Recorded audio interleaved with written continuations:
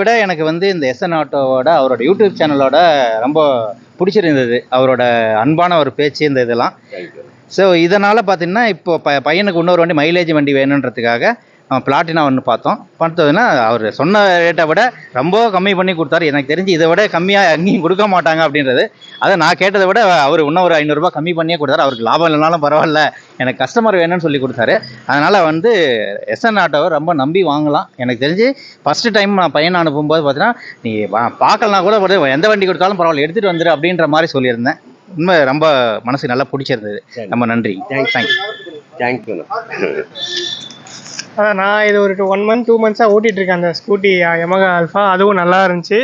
So அதனால் அது regular யூஸ்க்கு ஊருக்கு வேணும்னு சொல்லிட்டு வாங்கணும். அதை பிடிச்சி இப்போ இது வந்து இங்கே நான் லோக்கலில் ஓட்டுறதுக்கு கண்டிப்பாக ஒரு வண்டி வேணும்னு சொல்லிட்டு அதை நம்பி வந்து இந்த வண்டியை வாங்கிட்டோம் இப்போ. ஆக்சுவலி அது நல்லாயிருக்கு, எல்லா வண்டியும் நல்லாயிருக்கு, கண்டிப்பாக வாங்கலாங்க.